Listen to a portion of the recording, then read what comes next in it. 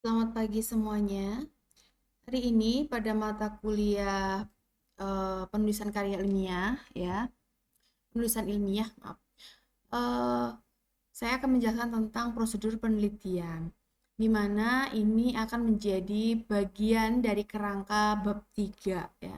Yang disebut dengan prosedur penelitian itu berarti adalah tahapan penyelesaian penelitian atau langkah-langkahnya.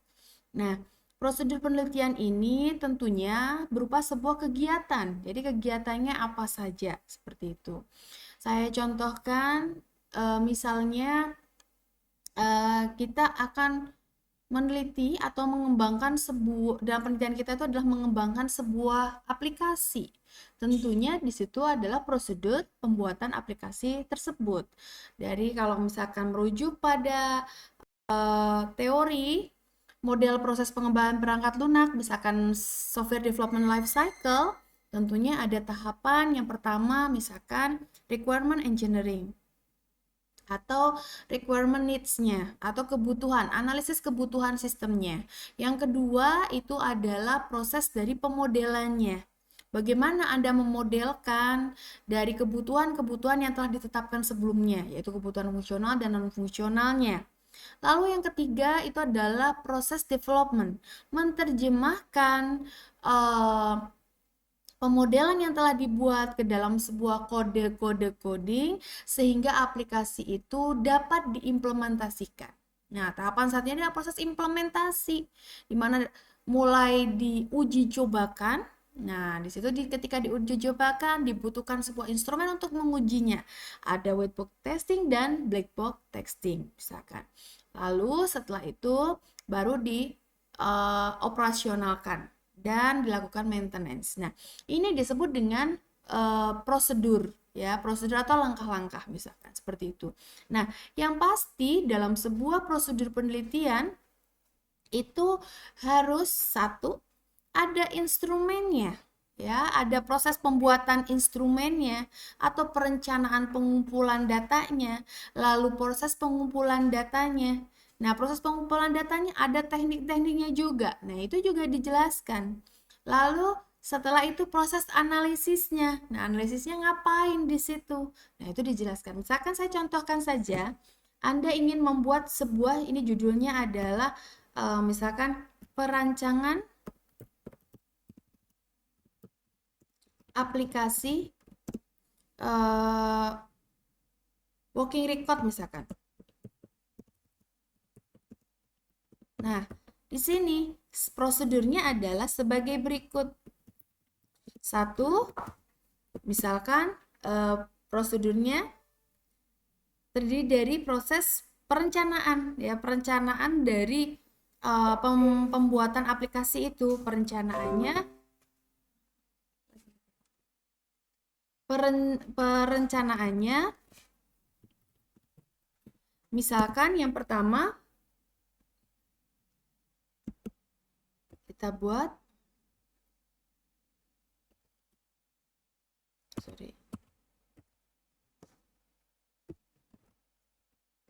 penyusunan instrumen, pengumpulan data.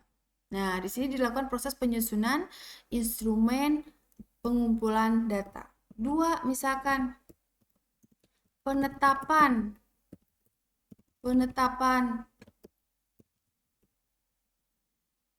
sumber data. Siapa saja sumber datanya? Lalu penjadwalan pengumpulan. Ini prosesnya. Nah, setelah itu baru pelaksanaan pengumpulan datanya. Nah, ini pelaksanaan. Nah, pelaksanaan itu misalkan kita bagi. Ada pelaksanaan pengumpulan data dan pelaksanaan analisis misalkan. Nah, pelaksanaan pengumpulan datanya ngapain aja kegiatannya? Nah, ini ada misalkan proses pengumpulan data. Nah, pengumpulan datanya A, pengumpulan data. Nah, di sini pengumpulan data ada tekniknya.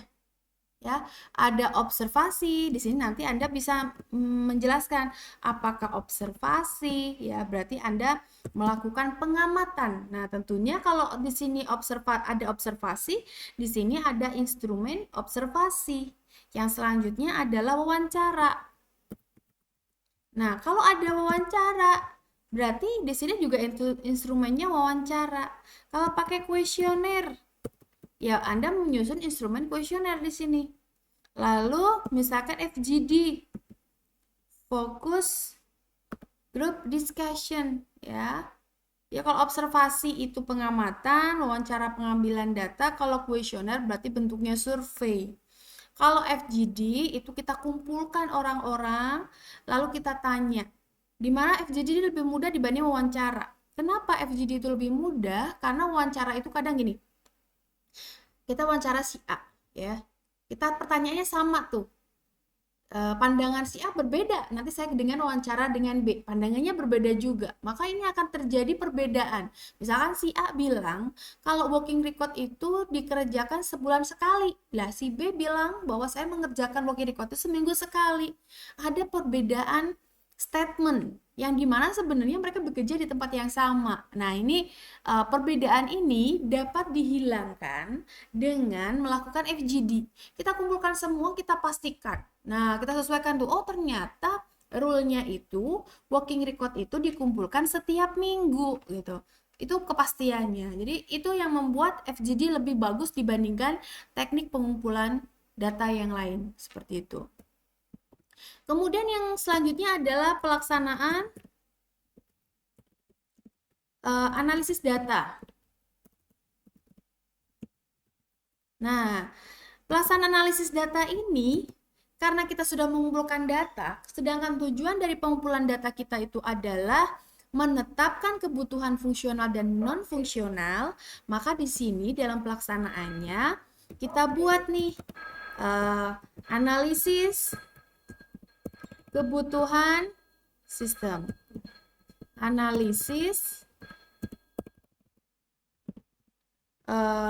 kebutuhan fungsional misalkan ya. Kemudian ada analisis, ini B ya. Kebutuhan non fungsional. Nah, di sini. Jadi ada pelaksanaan analisis di mana ada analisis kebutuhan fungsional, kemudian ada analisis kebutuhan non fungsional. Jadi sudah ditetapkan nih dua. Lalu setelah dianalisis, karena ini adalah proyek pengembangan perangkat lunak, penelitiannya atau perencanaan aplikasi, maka di sini ada pelaksanaan pemodelan.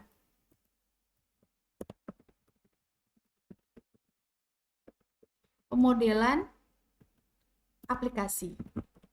Nah, di sini Anda bisa buat nih prosedurnya. Yang pertama, Anda memodelkan apa? Oh, saya memodelkan pemodelan konteks. Nah, pemodelan konteks itu kalau dalam perancangan pengembangan perangkat lunak, kalian menentukan konteks dari ruang lingkup aplikasi kalian. Lalu, yang kedua, misalkan pemodelan interaksi.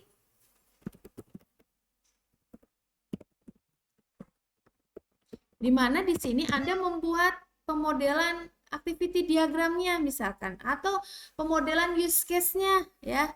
Lalu selanjutnya Anda membuat pemodelan struktur. Nah, di sini Anda membuat pemodelan dari kelas diagramnya. Yang ketiga, yang keempat itu adalah pemodelan perilaku. Di sini Anda memodelkan yang disebut dengan diagram sequence diagram dan diagram state atau state diagram seperti itu. Nah, setelah dilakukan pemodelan, Anda melakukan pelaksanaan development.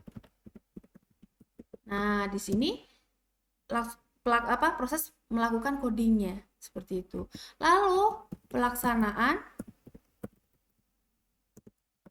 implementasi dan testing. Nah, di sini kita pertama itu bisa menyusun. Yang pertama ini bisa menyusun form testingnya. Bisa dimana kita biasanya sebut UAT, ya. UAT itu user acceptance testing, ya. Lalu setelah itu proses uji.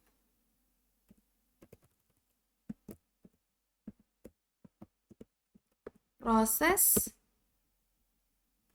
testing, misalkan testing pertama adalah proses white box testing misalkan. Kemudian yang ketiga itu adalah misalkan proses black box testing.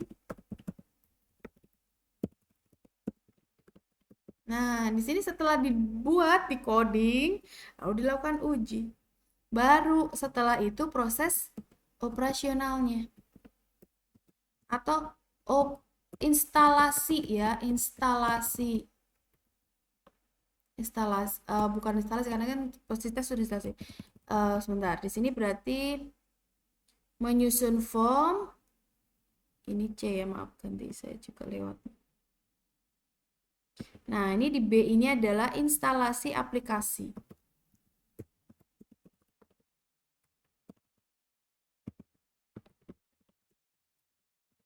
Nah, kenapa saya masukkan instalasi aplikasi dulu sebelum proses white box testing dan black box testing? Bagaimana sebuah aplikasi bisa dites kalau belum diinstal? Nah, jadi ada proses instalasi aplikasi, baru white box dan black box seperti itu. Nah, di sini juga ada proses yang dimana perbaikan-perbaikan. Jadi proses ada yang E itu adalah perbaikan-perbaikan. Perbaikan aplikasi untuk menyesuaikan kebutuhan pengguna. Nah, di sini. Jadi, disinilah prosedur dari penelitian tadi. Jadi ada perencanaan. Nanti di prosedur ini kalian jelasin satu persatu. Penyusunan instrumen pengumpulan data. Nah, dibuat tuh instrumennya. Kalau wawancara ya wawancara, bentuknya pedoman wawancara. Observasi berarti pedoman observasi. Kuesioner bentuknya ya kuesioner. Kalau FGD ya bentuknya pertanyaan-pertanyaan untuk FGD. Nah, penetapan sumber berarti ditetapkan siapa yang akan menjadi sumber data. Nah, kalau misalkan di dalam karena perancangan aplikasi itu pertanyaan yang harus ditanyakan itu adalah satu. Proses apa yang ada di sini? Kemudian bagaimana proses itu? Ya, ada proses apa saja? Nah, bagaimana prosedur atau proses tersebut satu persatu itu seperti apa? Lalu aktor yang terlibat dalam setiap proses itu siapa? Kemudian dokumen apa saja yang terlibat? Kemudian apa yang menjadi kendala dari proses itu? Nah, itu ditanyakan. Jadi membuat pertanyaannya tuh seperti itu. Nanti ada kita bahas di instrumen pengumpulan data. Nah, kalau misalkan kita mau membuat observasi, ya kita lihat observasi pengamatan. Berarti Anda yang menerjemahkan, Anda melihat prosesnya, lalu Anda tuliskan di situ. Oh, ternyata prosesnya seperti ini. Begitu. Nah, setelah proses pengumpulan data itu biasanya kita ada klarifikasi ya pada proses analisis kebutuhan ini fungsional dan non fungsional. Soal ini kita tambahkan aja di sini adalah C, klarifikasi dengan pengguna atau user aplikasi. Sorry, tambahin ya. Kenapa ini ada? Karena kita bisa tahu kebutuhan, ya pengguna yang tahu kebutuhannya dia sendiri, bukan kita. Jadi Yang memastikan kebenaran kebutuhan itu ya penggunanya. Seperti itu. Ini untuk prosedur jika kalian membuat aplikasi ya. Nanti bagaimana kalau prosedurnya wawancara? Bukan masalah. Kalau penelitiannya adalah kuantitatif misalkan atau kualitatif beda lagi ya. Kita buat saja misalkan kalau bukan perancangan misalkan analisis penerimaan aplikasi JUX misalkan. Nah, prosedurnya gimana yang pertama? Sama perencanaan, penyusunan perencanaan ini biasanya kita akan menentukan apa itu namanya? Biasanya model ya, kalau udah ada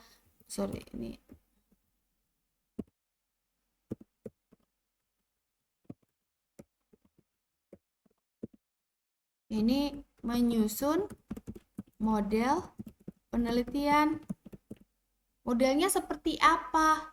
Gambarnya bagaimana? Nah, setelah menyusun model, lalu dibuatlah instrumen, penyusunan instrumen. Nah, di sini ini kuantitatif ya, kalau kuantitatif. Kalau penelitian Anda kuantitatif yang pakai survei itu loh ya. Menyusun model penelitian, kemudian penyusunan instrumen. Ya, setelah disusun instrumennya, satu ini ada penentuan yang C, penentuan sumber data. Nah, udah. Lalu di sini pelaksanaan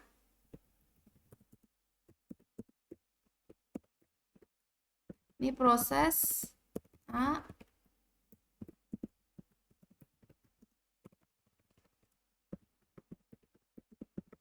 pengumpulan data.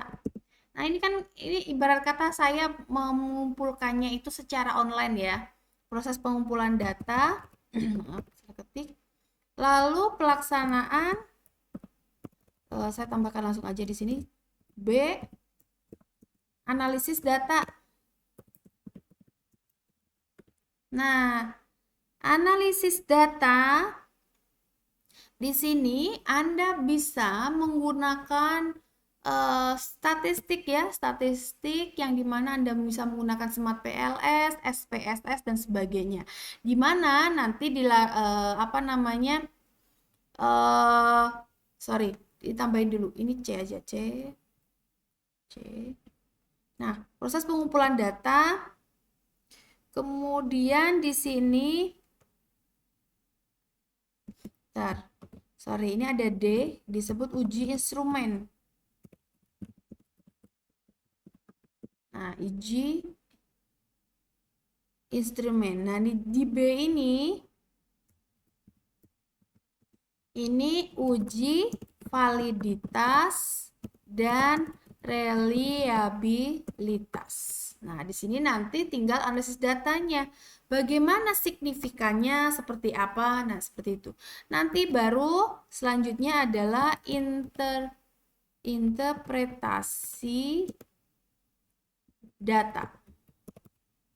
Interpretasi dan pembahasan data. Seperti itu. Ini untuk kuantitatif.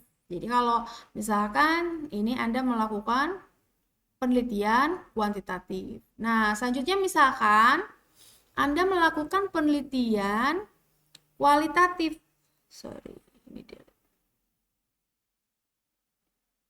Nah, misalkan analisis perilaku atau gini aja, pengembangan ya, analisis pengembangan fitur aplikasi, misalkan aplikasi Shopee misalkan. Ya. Pertama sama menyusun model penelitian. Nah, ini kita pengen tahu variabelnya ya. Menyusun Atau langsung saja misalkan menyusun variabel ya, atau indikator atau variabel boleh. Variabel dimensi dari penelitian. Nah, lalu B itu kita susun penyusunan instrumen penelitian. Karena ini bentuknya yang namanya kualitatif, kebanyakan itu menggunakan wawancara atau FGD. Maka di sini saya buatkan penjadwalan pengumpulan data. Nah, baru pelaksanaan. Sini ada pelaksanaan pengumpulan data.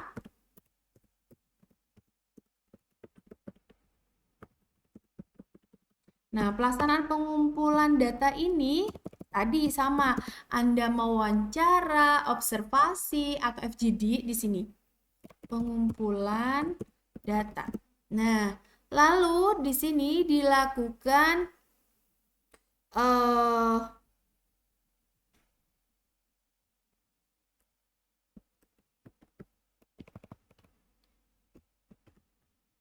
analisis ya. Kok ini B sih? Nah, ini A dulu, maaf. B, ini analisis data. Nah, analisis data ini Anda bisa masukkan, misalkan yang pertama adalah coding ya, coding, kemudian aksial coding, ya, kemudian sebentar saya ada lupa nih, coding.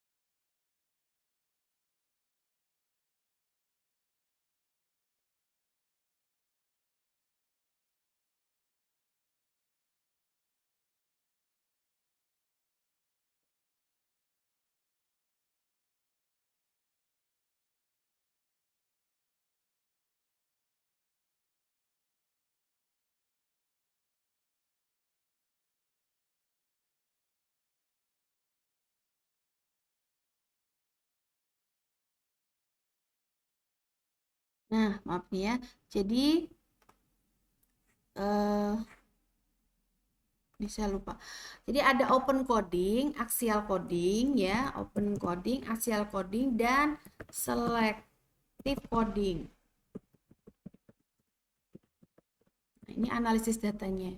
Jadi nanti baru setelah itu baru ada uji ya. Di pelaksanaan itu ada yang C,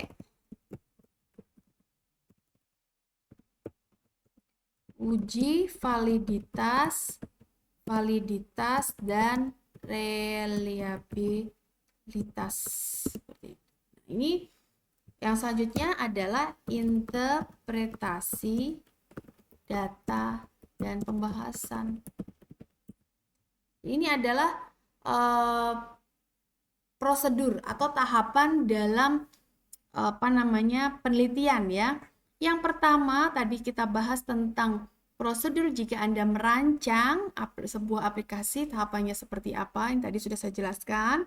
Yang selanjutnya jika penelitian Anda adalah kuantitatif, ini adalah prosedurnya.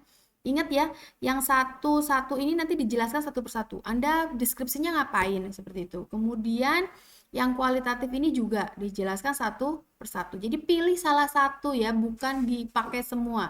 Tapi pilih salah satu bergantung dari penelitian Anda. Seperti itu untuk prosedur penelitian. Nanti kalian bisa praktekkan ya. Praktekkan dari prosedur-prosedur sesuai dengan penelitian yang kalian lakukan. Jadi di dalam prosedur penelitian ini biasanya kita gambarkan bentuknya diagram. Bentuknya diagram langkah-langkah seperti itu, baru di bawahnya ada penjelasan seperti ini. Seperti itu. Jadi itu adalah prosedur. Nanti ini adalah menjadi bagian bab 3, di mana prosedur inilah yang kita ikuti atau kita lakukan sebagai panduan dalam proses penelitian atau dalam proses membuat bab 4 nanti. Hasilnya seperti apa? Itu adalah hasil dari ini. Itu saja untuk prosedur penelitian. Jadi materi ini merangkum dari kegiatan-kegiatan yang dilakukan dalam penelitian. Nanti tolong dikerjakan bab 3-nya ya dari kalian, nanti isinya ini seperti itu. Oke, itu saja dari saya untuk pertemuan hari ini. Saya tutup pertemuan ini. Wassalamualaikum warahmatullahi wabarakatuh.